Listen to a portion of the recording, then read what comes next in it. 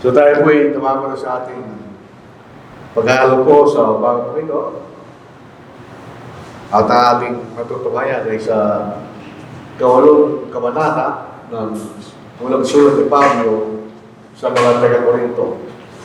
Ito ay may kaugnayan po sa problema sa mga pagkain na inihain sa mga Diyos-Diyosan. So yung ikapitong kabanata, karamihan po ito ay mga tanong sa pag-aasawa dahil nga po doon sa kasalukuyang pag-uusik ng panahon na yun. Ngayon si Pablo lumantad sa ibang taksa sa mga pagkain inihain sa mga Diyos-Diyosan. Para mo unawaan po natin ang konteksto, itong lupain ng Corinth, yun po yung Corinth, ano po? Itong buong lugar na ito, sila po'y sumasamba sa mga Diyos-Diyosan. Siyempre, nung naging Kristiyano sila, at doon pa rin sa kailang kaisipan ng mga Diyos-Diyosan. Bakit ang problema nila, kahit na yung pagkain na inihan sa Diyos-Diyosan, ipinagbili na sa palengke, ang problema nila, pag kinakain nila yun, sa kailang kaisipan, parang kinakain nila na iniahin pa sa mga Diyos-Diyosan. Yun ang problema ng mga kapatid na hentil, yung mga sanay po sa pagsamba sa Diyos-Diyosan. Yun ang problema nila, yung dating pag-aralan. Pagkahati-hati ng kabanata, ang kabanatang knowledge pops up, sabihin, di siya nagdudulot ng pagkarogante ganyan. Love builds up. Yun ang sinasabi ni Pablo. Sa ikalawang parte, the reality of one God, dahil may pinag-uusap sa mga Diyos-Diyosan. At sa ikatlong bahagi, yung panganib ng pagkakaroon ng mahinang pananampalataya. Ginamit mo siya ng conscience dahil paniniwala ng mga hintil na dating sumasama sa Diyos-Diyosan na mga bagay na inihain sa mga Diyos-Diyosan kahit pinagbili na sa palengke para parang inihain sa mga Diyos-Diyosan, hindi totoo yun. Malalaman natin pagka kahit na ito'y galing sa Diyos-Diyosan, pag ipinagbili sa palengke, pagkain na lang yun as far as God is concerned. Ang masama, yung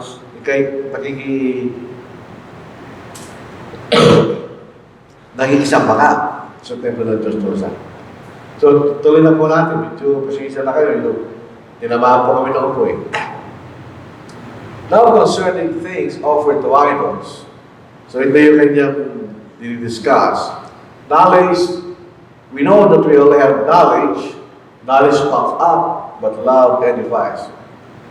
Marami sa mga taga-Korinto, ito pong Korinto ay sentro ng pagsamba ng Diyos-Diyosan. Iba-iba klaseng pagsamba sa Diyos-Diyosan. So maraming Diyos-Diyosan yan. So yun ang realidad sa lugar na yun. So kung naging Kristiyano ka, tingin taga-gentil, ikay dapat sumasama sa mga Diyos-Diyosan. At ito po ay magkakaroon ng problema sa dalawang pangkat ng mga sumasampalataya. May pagkakataon na yung mga Hudyo sa Roma ay pinalayas. So marami nakarating sa lugar ng Korinto. So may mga Kristiyano Hudyo doon. At itong mga Kristiyano Hudyo, hindi sila sumasamba sa mga Diyos-Diyosan.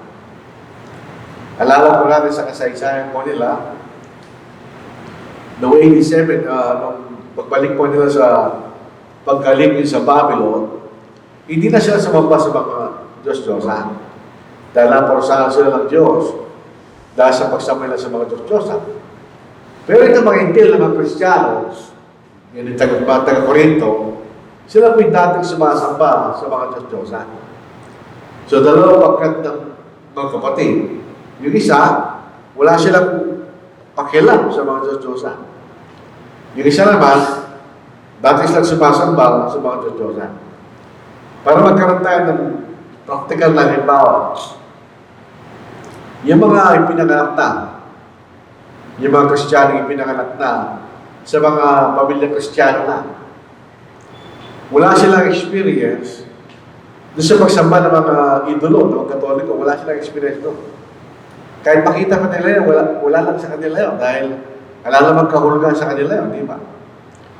Pero kung galing ka sa Katoliko, ibang usapan nyo. Pag nakakita ka sa bahay ng isang kapatid na gano'ng mga rebulto, hindi mo gusto. Kasi para sa kasalanan yun. Kahit hindi nila sinasama yung rebulto. Pero kung hindi ka nanggaling sa pamilyang Katoliko, hindi pinakanak ng Kristyan, walang halaga sa iyo. Ano lang yan, pipigirin lang yan, walang kahulugan. So ngayon, kung yan ang sitwasyon ng dalawa, sa bangod yung Kristyan, walang kahulugan ng mga idol, alam nila yan. Pero yung mga hentil, na naging Kristiyano, tandaan natin, sa mahabang panahon, sila sumasama sa mga Diyos-Diyosan. Yung po anak ni Sister Renda sa Brother Noe, hindi ba galing sila sa isang pananampalataya dahil hindi sila kumakain ng baboy. Eh, kahit na Kristiyano na siya, hindi pa rin siya kumakain ng baboy. Kaya sinabi naman mo pilitin para magkaroon problema. Para ganun ang sitwasyon sa pagkakataon na ito. Yung mga mga Kristiyano at mga ibang Kristiyano mansura sa pananampalataya, alam nila na yung mga idols, walang kwenta yan. At kilala lang nila yung tunay na Diyos. Yun ang sinasabi ni Pablo na we know that we all have knowledge. Yan. Alam natin yung kaalaman na yun na mayroong tunay na Diyos at may mga idolo na walang talaga kahit hindi siya tunay na Diyos. Kaya lang, ang sinasabi nito ni Pablo, para maayos na yung problema ngayon, hindi sapat yung merong alam. Alam mo yung tunay na Diyos, alam mo rin yung katotohanan sa mga idols. Sabi ni Pablo, hindi sapat yung kanya. Para maayos yung problema na yun. Kasi pwede natin gamitin ang kaalaman sa maling paraan. Usually, ito yung nagdudulot ng pagkamayabang pag meron kang alam. At minamaliit mo yung mga kapatid na may maling kasalukuyan maling paniniwala o siya may mahina sa pananampalataya. Yun ang problema lang, kaalaman lang. Marami kang alam, pero kung gano'n lang, kaalaman lang, alam mo kanya, ito yung magdudulot pa ng kayabangan niya. So, hindi meron pa isang kailangan maliban sa kaalaman. Sabi ni Pablo, yung love edifies. Ang pagmamahal ay nagpapatibay. Hindi po ito sa kahulugan ng compromise. Sabi, pag-compromise, para mo tatagapin ng idols at saka ng Diyos pareho lang, hindi gano'n. Kundi ang pagmamahal dito ay hinahanap natin yung makakabuti para sa iba. So alam nila na may mga Kristiyano hindi na mahina pa kailan pananampalataya. Hindi pa yung lulubusan ng naunawaan at mahiwalay siya kailan kaisipan ang mga bagay na patungkol sa Diyos. So kung meron pagmamahal, meron kang patience sa kanila. Dahil sa pagkakataon na wala pa silang tamang kaalaman. So, nagagamit yung kaalaman sa tamang paraan kung meron kang pagmamahal. Sabihin, ito, anong totoo ito? May tunay na Diyos. Pero hindi natin itong mga kapatid na ito, galing sila sa pagsama sa mga Diyos-Diyosan. Meron pa silang consciousness sa mga idolo. Na alam mo may kaugnayan sa mga idols ay kasalanan. Hindi na kailan kayo pa. Kaya pag binigay mo sila ng pagkain, na alam nilang inihain sa mga Diyos-Diyosan, pag kinakain nila yun, ang kailang pakiramdam, para pa silang kumakain ng inihain sa Diyos-Diyosan.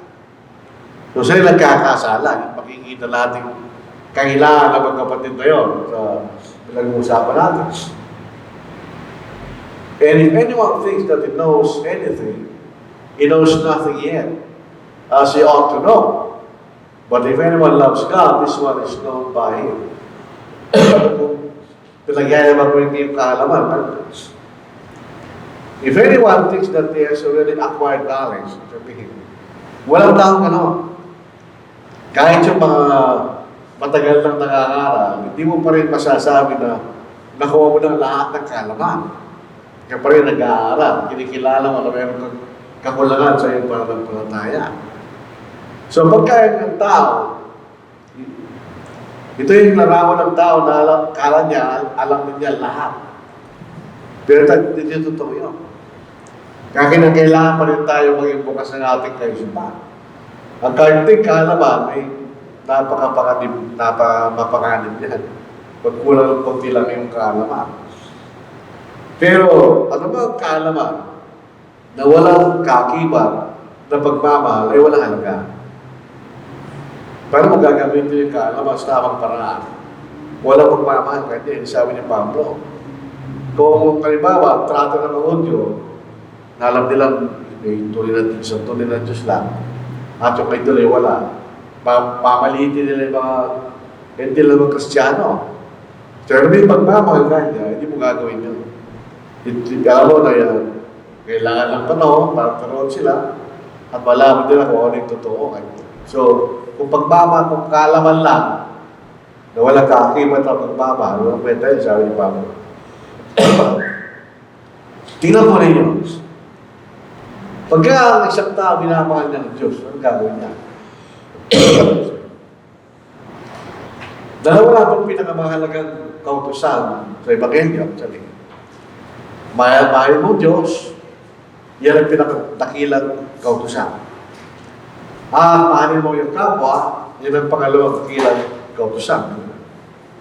Kaya kung meron tayong kaalaman, at may kaakibat na pagmamahal, pwede mong gamitin yung kaalaman sa tamang paraan. Ganyan. Siyempre, kung mahal mo ang Diyos, ang gagawin mo. Susunod kayo susunod. Kaya kung walang pagmamahal, walang tunay na kaalaman. Ganyan. Kung meron ka ng kaalaman, pero kung wala kang pagmamahal, hindi mo magagamit sa tamang paraan. Yung sabi ni Pablo. Pag may pagmamahal, doon nagagaling ang tunay na kaalaman. Magagamit yung kaalaman sa tamang paraan kung may tunay na pagmamahal.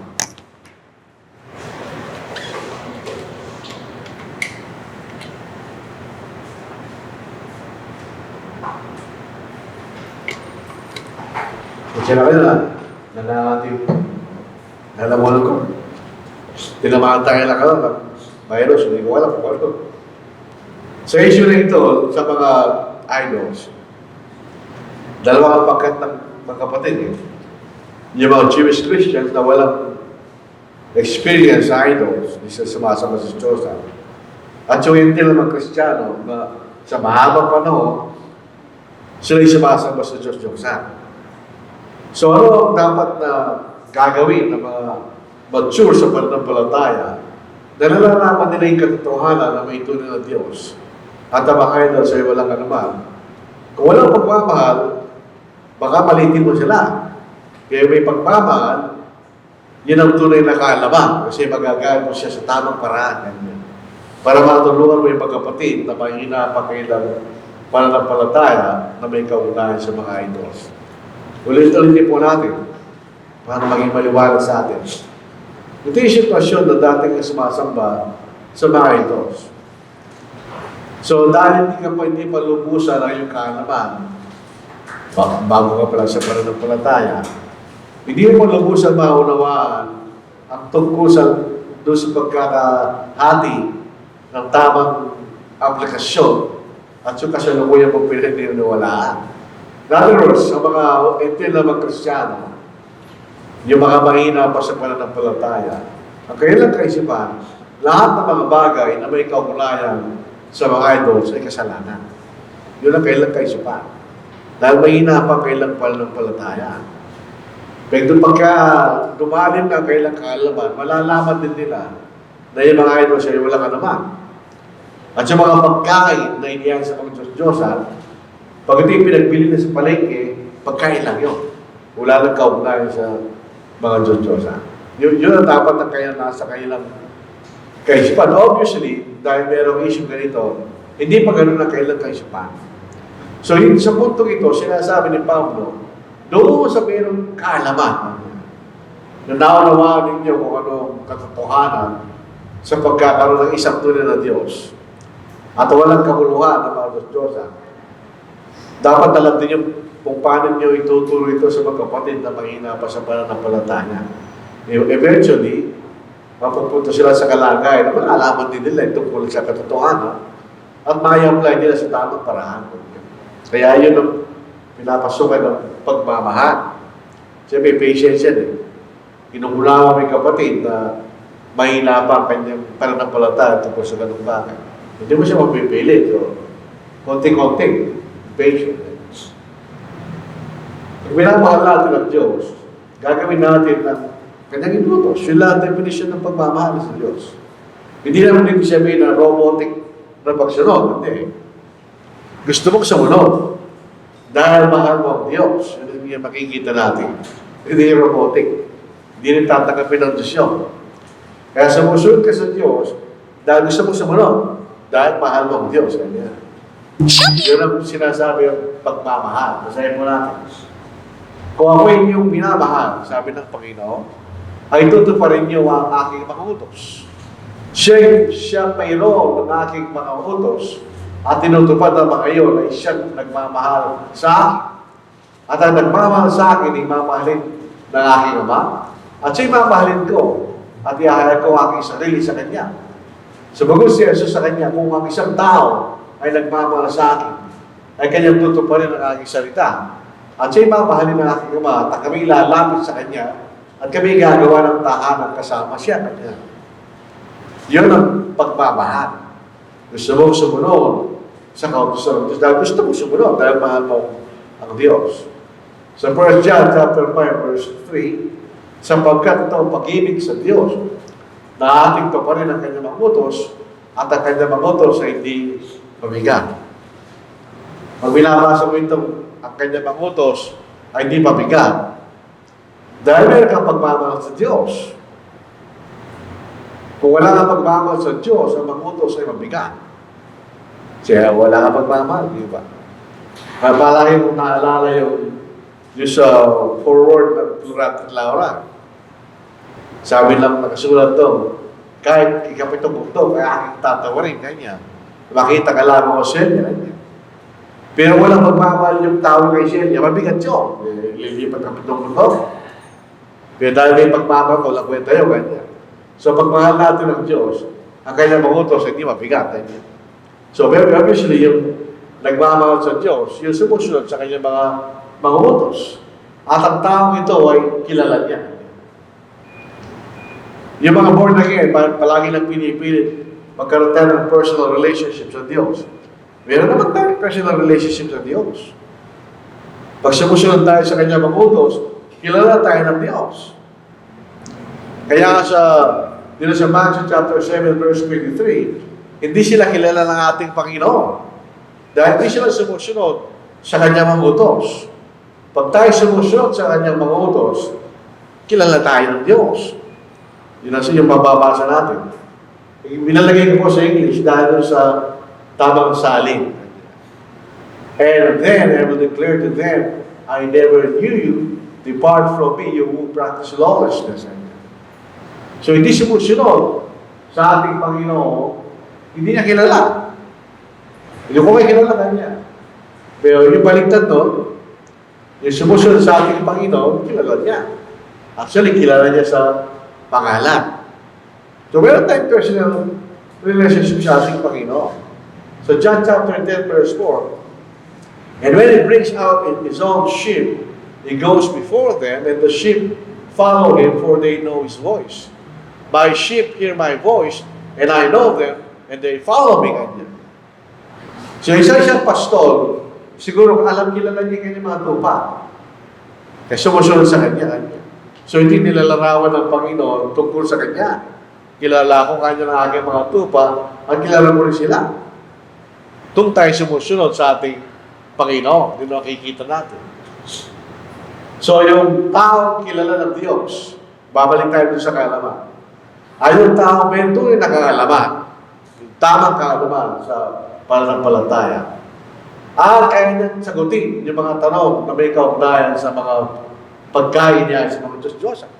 Pero ipaliwanag doon sa mga kapatid na may mahinang pananampalataya kung anong katotohanan sa bagay na yun. Na may kaakibat na pagmamahalan. Minsan ang problema natin, yun, nasa atin ang katotohanan, wala tayong patience sa pagmamahal para maituro natin ang katotohanan sa tamang paraan. Lalo po sa mga kapatid, parang may hinanata ito. Diyos, so yung sinasabi dito, kung mahal mo ang Diyos, sumusunod ka at kilala kanya. So yung taong mayroong tunay na kaalaman at may pagmamahal kanya, kaya na sagutin yung sulirahan dito, sabi ni Pablo. Walang problema. Hindi dapat magkaroon ng alamang suliranin sa pagitan ng mga Hudyong Kristiyano at sa mga Entil na Kristiyano mga hinapang pananampalataya. Walang pagmamahal, yun ang problema. Verse 4, therefore, concerning the eating of things offered to idols, we know, yun ang sinasabing nais ng Pablo kanina, that an idol is nothing in the world, and that there is no other God but one. Yun ang totoo.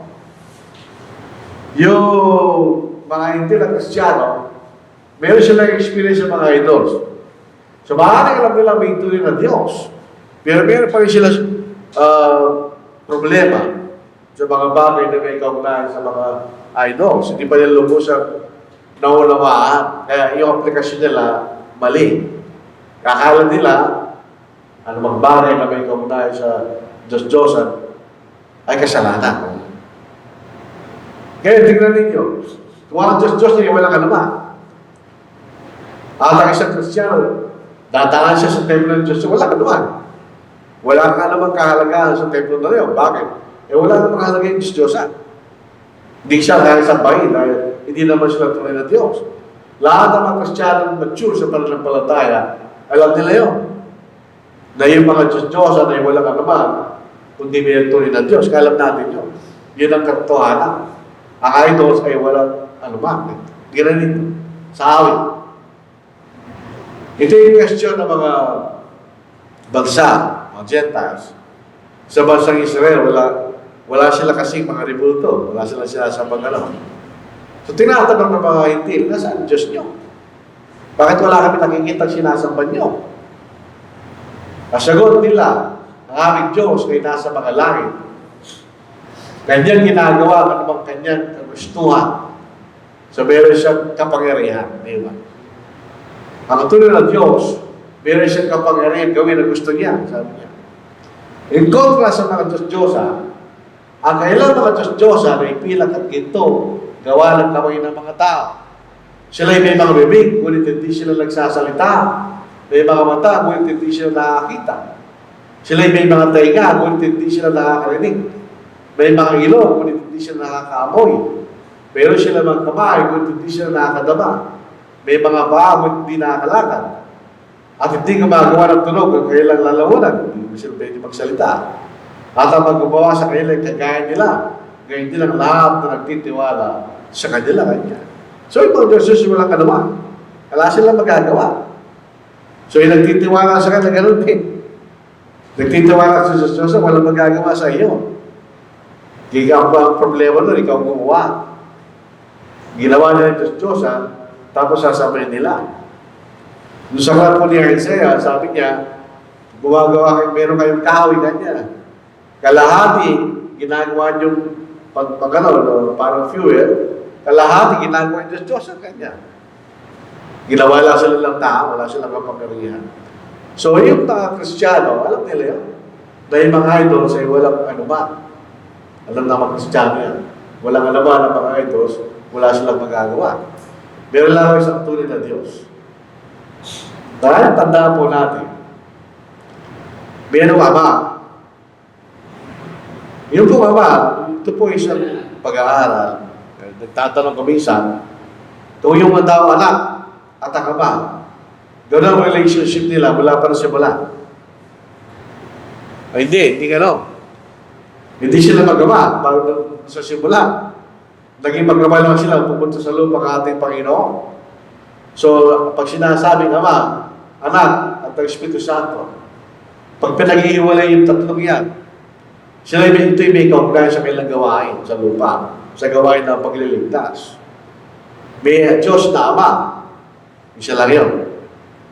Ang ating Panginoon, ang si Yesu Cristo, ay tinatawag isang Panginoon. At ang Espiritu Santo ay isang Espiritu. Kaya pasyalin natin, ang Ama ay Espiritu, ang Anak ay Espiritu, at ang Espiritu sa Espiritu. Ang Anak ay Ama. Tandaan po natin yan. Doon sa Isaiah chapter 9, tinawag siyang wala kang Ama kanina. At ang Ama ay Panginoon. So bakit siya lang ang Panginoon sa Espiritu at sa Ama? Pero yung kaugnahan nyo sa kanilang gawain sa kaligtasan sa lupa, makikita natin. So yung proseso ng pagliligtas, pero silang kanyang gawain. Ang nagutos ay ang Ama, ang gumawa ang Panginoon, at ang nagpahayag ang Espiritu Santo. Sabihin, ang Ama, sinugo niya kanyang anak sa lupa, at ang anak ay namatay sa krus. At siya ay ginawang Panginoon. Ibig sabihin, sa pagkasalukuyang panahon, ang lahat ng kapamahalaan o authority nasa ating Panginoon. Wala sa Ama, wala sa Espiritu Santo. Kung meron tayong kaligtasan, yun yung nasa anak. Kung pupunta ka sa Ama, dadali ka rin sa kanyang anak. Dahil lahat ng kapamahalaan nasa anak. Kaya isa yung Panginoon. Ang salitang Espiritu sa Biblia, ito yung nakahulugan din ng mga nagtuturo at nagpapahayag. May isang halimbawa, tingnan natin sa unang Timoteo, sa ika-4 na kabanata. Kasi ginagawa ito, bagay ito ng Corinto. Ginagamit ng mga saksi ni Jehovah, Iglesia ni Cristo, para patunayan na ang Ama ang Diyos. Siya lang ang Diyos. Ganyan. Pwede totoo yun. Sa unang Timoteo chapter 4, sabi ko po, ano po? Ngayon, may niwala na sinasabi ng Espiritu na sa mahuling panahon ay iba'y tatalibad sa pananampalataya sa pamagitan ng pagkikinig sa mga daray Espiritu kanya at sa pag-aaral ng mga demonyo. Actually, pareho lang yun. Yung mapantay Espiritu ay yung nagtuturo ang mga demonyo kanya. So, alam nagtuturo ay tinatawag na Espiritu kanya. Sa unang buwan, ika-4 na kabanata, ganoon din makikita natin.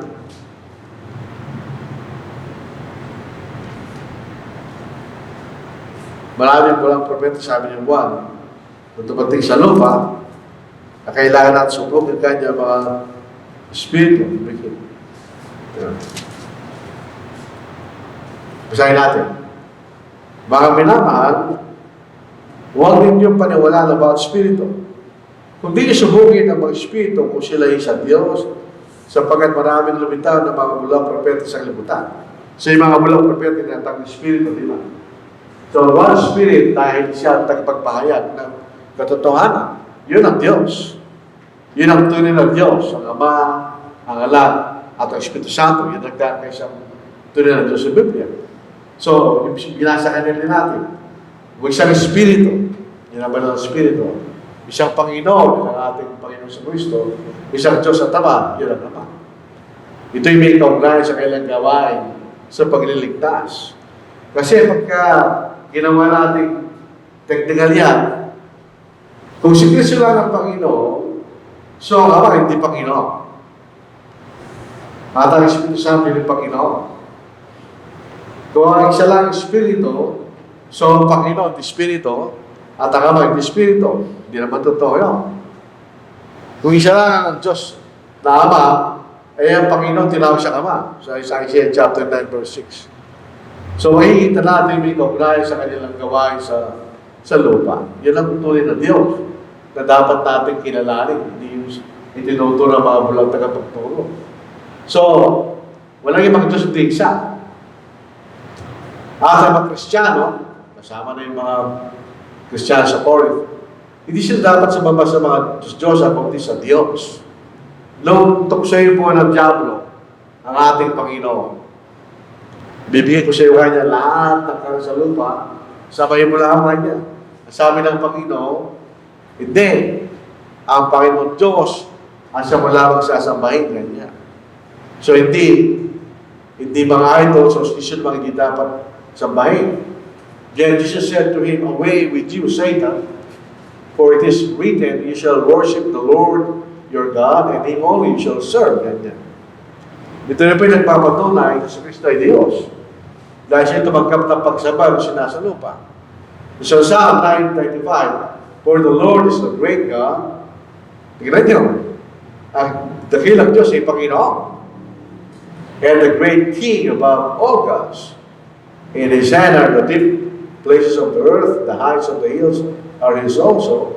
The sea is His, for He made it, and His hands formed the dry land. O come, let us worship and bow down. Let us kneel before the Lord our Maker. Itong lumalang, lahat sila lumalang. Sila lahat ay Panginoon. So, yun ang tuloy ng Diyos. Kaya kailangan po natin unawain niya pag pupunta tayo sa Ephesians chapter 4, kasi kung questioning ka doon, tingnan mo nga niya, lumalang ang Diyos, sabi nila. Pero hindi, yun dapat sabay na ituloy ng Diyos, sinasabi sa atin sa Biblia. For even if they are so-called gods, alam niyo sa Old Testament, pag yung salitang gods, yun ay gaya sa salitang Elohim. Pag ito'y tumutungoy sa mga Diyos-Diyosa, isinasa nilang plural. Pag ito'y tumutungoy sa Diyos, ang salin ay singular, na makikita natin. Whether in heaven or on earth, as there are many gods and many lords. Alam po natin, obviously, ito isang kaisipan lang ng tao na naniniwala sa iba't ibang mga Diyos at iba't ibang Panginoon. Ito ay imaginasyon lang ng mga tao. Dahil, nung iniwan nila ang tunay na Diyos, sa Romans chapter 1, sila sumamba sa mga Diyos-Diyosa. Well, eventually, halos lahat ng mga bansa, noong panahon na yun, maliban lang sa bansa Israel, sumasamba sila sa mga Diyos-Diyosa. Dahil iniwan nila yung tunay na Diyos, yung katotohanan sa Diyos. Kaya kung pag-aaralan po natin ang lahat ng mga kultura, lahat ng mga bansa, sa lupa, noong panahon na yun, sila yung may mga Diyos-Diyosan. Meron silang hierarchy ng mga Diyos. May pinakamataas, etc. etc. Dahil yan ang mga generasyon na pinanggalingan ng mga taong iniwan ang tunay na Diyos. At sila sumamba sa mga Diyos-Diyosan. So, tutatan sa panahon na ito na sinulat ni Pablo, yun ang totoo. Sa Corinth, maraming Diyos-Diyosan doon. Dito sa lugar na ito, maraming Diyos-Diyosan niya. Meron silang hierarchy ng mga Diyos na sinasamba nila. So, sa kanila lang yun. Sa mga Kristiyano, hindi totoo yun. Tingnan ninyo, yung mga idolo sa Corinth. Si Aphrodite. Ito po si Venus. Yung goddess of love. Tapos si Apollo. Ito yung primary patron god sa Corinth. Yung parang sikat na Diyos doon. Meron siyang templo na nag-iisa. Ito yun. Tapos si Asclepius, the god of healing and medicine. Tapos si Poseidon, the god of the sea. Zeus, ito yung mataas na Diyos. At siyempre, yung Roman Emperor na sinasamba nila bilang Diyos. So, yun na sinasamba nila sa Corinth. So, in other words, ito talaga yung lugar na marami sinasamba mga Diyos-Diyosan. Kaya ano sila ito yung naging mga Kristiyano, yun ang lumilitaw ng conflict sa ibang mga kapatid. Ito ang pasahin natin. Yet for us, there is one God, the Father. Tandaan po natin. Yung mga quotations sa translation, sa English, nilagay lang mga translator yan. Wala sila sa original. Of whom are all things, and we for Him, and one Lord, Jesus Christ, through whom are all things, and through whom we live. Ganyan. So ginagamit ang magsaksi ni Jehovah, kasi Kristo, ang Diyos siya yung amalang kanila. Hindi man sinasabi ng talata yun. May isang Diyos na ama, hindi sinasabi niya. At meron siyang Panginoon. Ngayon, kung ito lang ang Diyos, na sinasabi nila, so hindi siya Panginoon. Lasa lang lasa kapangyarihan. Ito sinasabi ng Panginoon na hindi Diyos. Siya may kapangyarihan. Kasi may nag-iisa siyang Lord. Ang Lord, ikaw may makapangyarihan. Ikaw sinusunod. So ito ang sinasabi ng Diyos, hindi siya Panginoon. Hindi mo siya dapat sundin. Pwede lang dahilan ni Pablo. Kinokontrast lang ni Pablo sa kaisipan ng mga Diyos-Diyosan, ng mga tao, na maraming Diyos at maraming Panginoon. Ganyan. Sa ating kanya, hindi sila ang Diyos, Ama, at sila ang Panginoon. Ganyan. Tingnan ninyo yung pagkakaiba. Sa kanya naggaling ang lahat ng mga bagay, ganyan.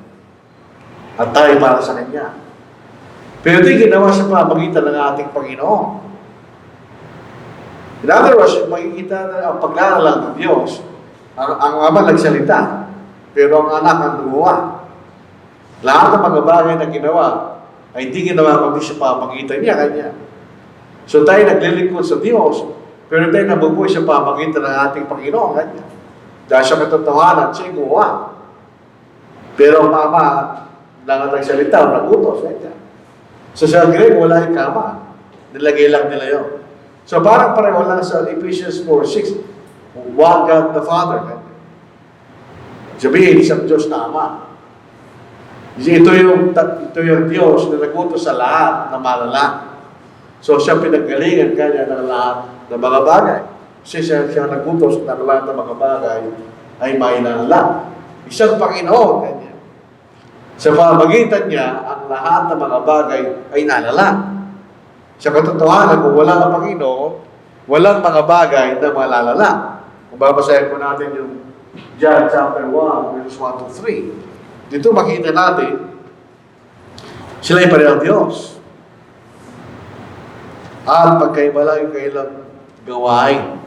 Ang Ama nagutos, ang anak ang gumawa. Ganyan, basahin po natin. Dito sa John chapter 1. Nasimula ang Diyos ang salita, at ang salita ay kasama ng Diyos, at ang salita ay Diyos.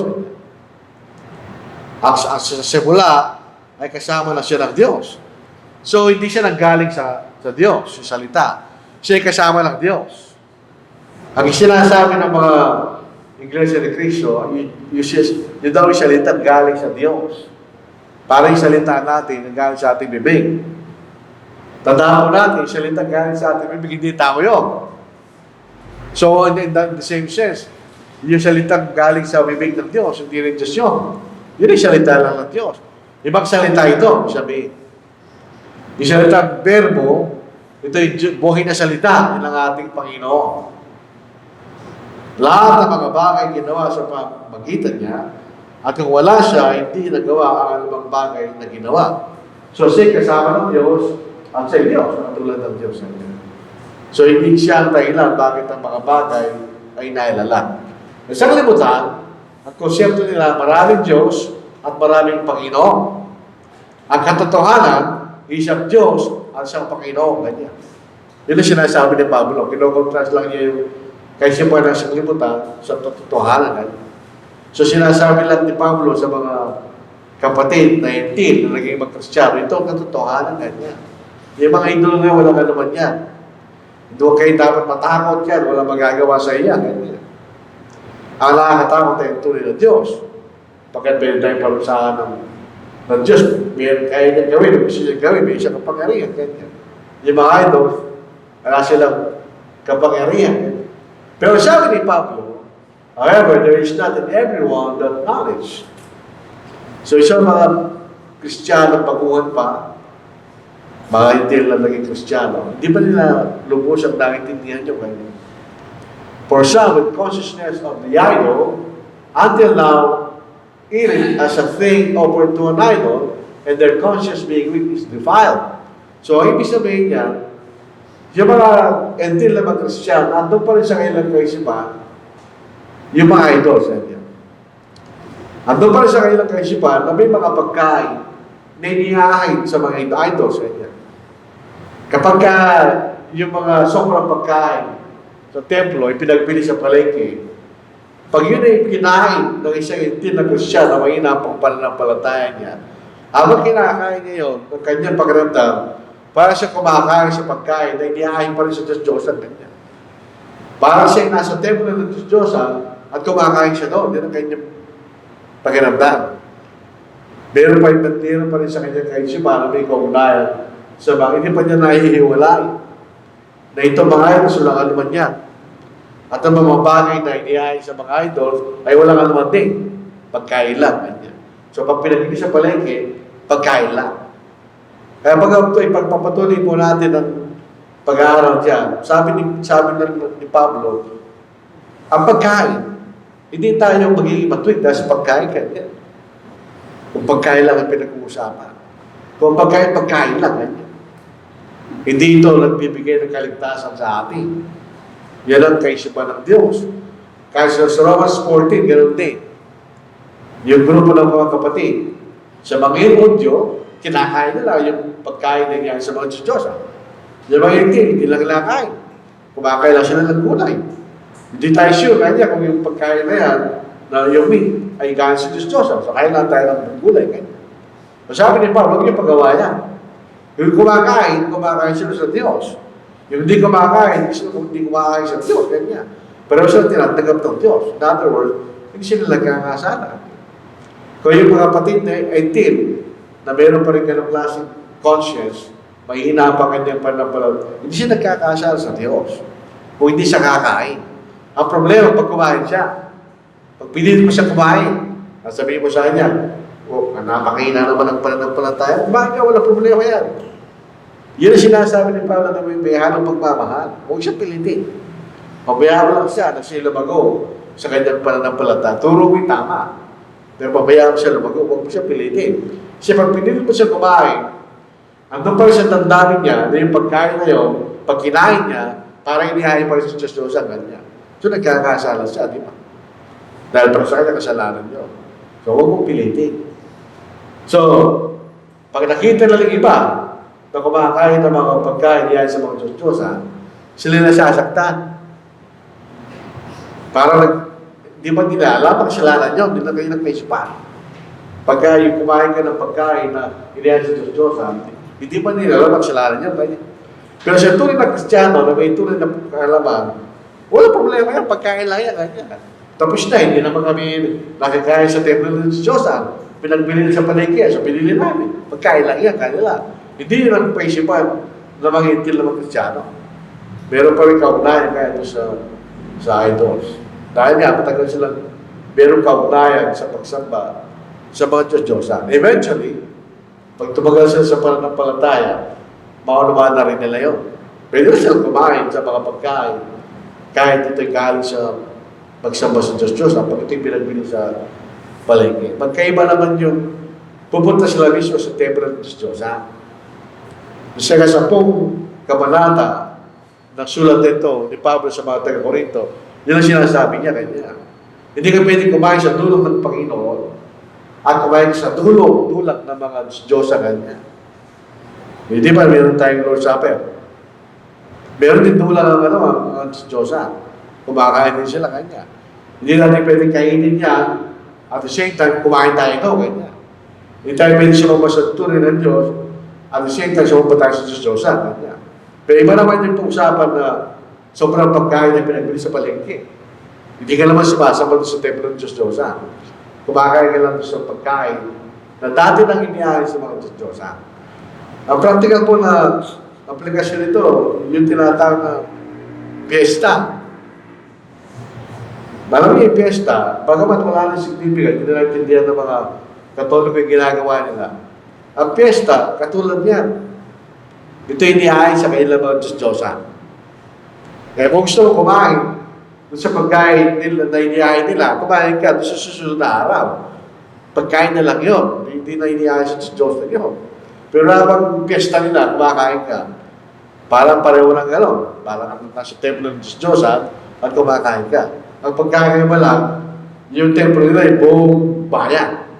Kasi at the same time, nag-aayon sila eh. So parang sumasama sa Diyos. Pero gusto mo kumain to dahil masarap ang pagkain. So susunod na ka kumain. Bumalik ka sa bahay na yun. At kumain ka, pagkain na lang. Yun makikita natin. So sana po, naiintindihan po natin, simple lang actually, ang essence na sinasabi ni Pablo. Meron lang silang pagkakaiba doon sa level na kailang pagkaunawa tungkol sa mga bagay sa Diyos-Diyosan. Yung isang bahagi ng mga kapatid, alam nila yung totoo. Naintindihan nila lubusan ang pagkakaiba ng tunay ng Diyos, mga idols. Sa kabilang bahagi, ito yung mga kapatid natin na may inapakilang pananampalataya. Ibig sabihin, sa kailang kaisipan, anumang bagay na may kaugnayan sa idols, ay kasalanan ka. So kahit yung pagkain na sobrang pagkain na sa palengke, para sa kanila, kasalanan pa rin yun. Dahil may kaugnayan pa rin kanya sa mga Diyos-Diyos. Bilang Katoliko, naitindi natin yun. Ang pagkakatoliko ka, pag dati ka Katoliko, dahil Kristiyano ka, masyado kang papagsik sa mga bagay na may kaugnayan sa Katoliko, di ba? Pero kung hindi ka galing sa Katoliko, hindi ka gano'n. Iba yung damdamin mo, no? Walang kwenta yan, ako. Walang kwenta yan. Pero pag galing ka sa Katoliko, hindi gano'n. Lalo sa walang bahagi ng iyong pagiging Kristyano, mainit ka sa mga bagay na laban sa Katoliko. Isipin mo, wala naman kaugnayan yan. Mali, hindi naman totoo yun. Pero dahil galing ka sa Katoliko, mabagsik ang iyong damdamin laban sa mga bagay na may kaugnayan sa Katoliko. Until sa point na hindi kayo nagiging matsuna sa pananampalataya. Mawawala din yun. At mapapalitan, sinasabi ni Pablo, na may kaalaman, na may kaakibat na pagmamahal. Pwede mo ituro sa mga Katoliko ang totoo sa purpose na gusto mo silang iligtas. Hindi para mapahiya sila o naman. So ito po ating pagkahan po sa umaga po ito.